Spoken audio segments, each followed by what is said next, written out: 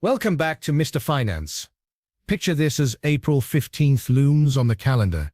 You're staring at a stack of W-2 forms hidden in the dark underbelly of your desk, receipts for a new laptop, and last year's heated blanket preparing to send Uncle Sam his fair share. Meanwhile, somewhere on Park Avenue or tucked away in a private jet hangar, a billionaire whose fortune eclipses the GDP of entire nations quietly flicks through a different set of papers, an internal memorandum drafted by a squadron of accountants detailing how to owe next to nothing. Yes, next to nothing.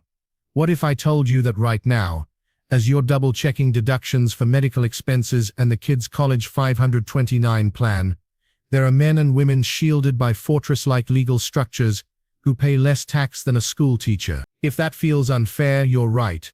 And today on Mr. Finance, we're diving headlong into the labyrinth of legal loopholes, offshore accounts, shell corporations, and tax treaties that allow the ultra-wealthy to slip through holes in a code drafted for complexity itself. You might think it's all technical gibberish, but by the end of this journey you'll see how every clause, every anomaly, every carefully worded paragraph can add up to billions lost in revenue, and why it matters for democracy, inequality, and the future of our community. We're about to unmask the stratagems of the world's richest individuals and the giant corporations they helm. This isn't just a story of sneaky accountants in Panama or secret trusts in the Channel Islands. It's a tale that winds from the smoky backrooms of Congress to the lavish conference suites of Davos, from the origins of the modern tax code to the latest revelations hidden in leaked documents like the Panama Papers and Pandora Papers. You'll meet characters you've never heard of, lawyers who advertise complete confidentiality, bankers introducing clients to a trove of secret jurisdiction, shell company operators with post offices in half a dozen countries, and characters you already know, tech magnates, hedge fund titans, political donors who shape tax policy in their favor. You'll learn how strategies once reserved for royalty and robber barons have been refined into sophisticated tools for those who can afford the highest-priced legal advice. And you'll understand why, for the rest of us, that complex code means higher property taxes, pricier public school budgets, and a safety net stretched thinner each year. So why should you care? Because every dollar that slips through these cracks is a dollar we don't spend on roads, on teachers, on health clinics. Every loophole exploited undercuts our sense of collective responsibility, frays the social contract, and fuels the smoldering fault lines of inequality. This is not only a financial exposits, an ethical reckoning. Should we, as citizens, tolerate a system where the burden is shifted ever upward onto working-class shoulders? Is this an inevitable byproduct of capitalism, or a corruption of the very democracy that created these laws? Over the next 15 minutes, though truthfully it could take hours to unravel every strand of this story, you'll discover both the mechanics and the motives behind high-stakes tax avoidance. By the end, you'll be equipped to challenge the assumptions about fairness and to imagine what a more equitable system might look like. But first, let's travel back in time. To understand how we reached an era of trillion-dollar budgets and multi-million-line tax codes, we need to know where taxation began, why it became so progressive in the 20th century, and how it all spiraled into a game of cat and mouse between lawmakers and the wealthy. It's a history with rising dangers and stunning pivots, empires taxing salt, kings taxing windows, revolutionaries demanding no taxation without representation, and finally in 1913, the ratification of the 16th Amendment to the U.S. Constitution, unleashing the power of the federal income tax. That moment reshaped politics, economics, and social policy forever. It spawned generations of debate: how much should the federal government take? Who deserves exemptions?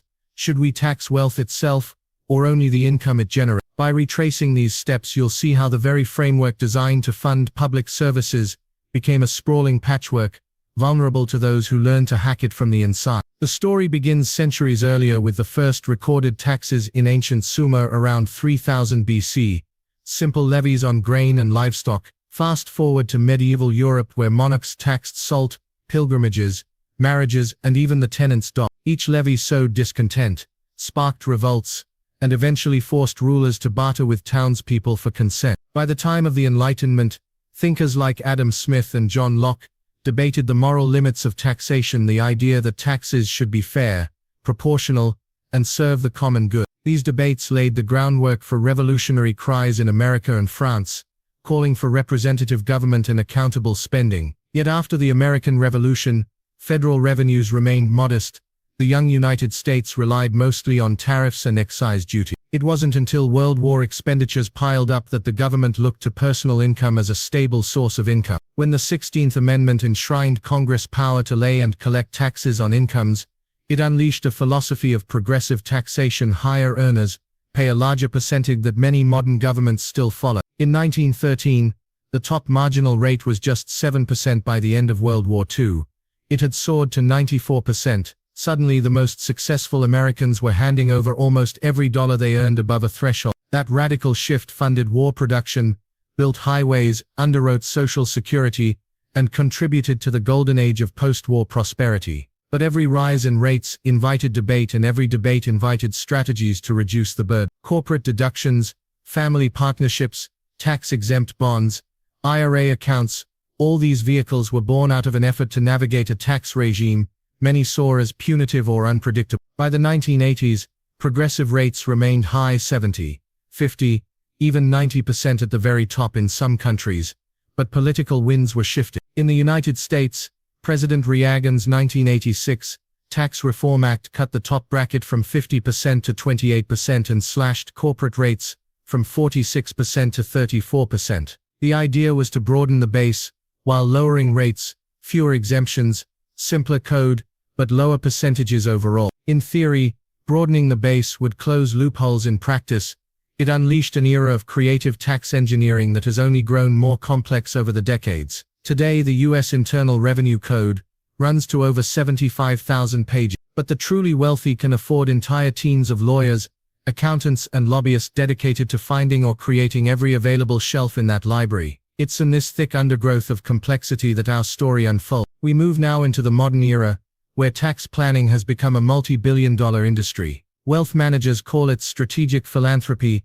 private banks call it confidential cross-border structuring, trust officers call it legacy preservation. Whatever the name, the goal is the same: channel income and assets through as many protective layers as possible until the ultimate tax obligation is reduced, sometimes to zero. Let's break down these strategies into 4 main chapters, each revealing a different arena in this high-stakes chess match between wealthy taxpayers and government coffers. Chapter 1 is all about deductions, credits, and sheltering income from legal definitions of tax. It begins with the humble 401k, extends to charitable giving in the form of donor-advised funds, and culminates in the use of family-limited partnerships and real estate cost segregation. At first glance, it seems innocent enough. Every taxpayer deserves to deduct the interest on their mortgage or the contributions they make to a qualified charity. Yet the wealthy magnify these basic allowances to a degree that most of us can hardly imagine. A single art purchase, valued at tens of millions, can generate a deduction at the donor's top marginal rate,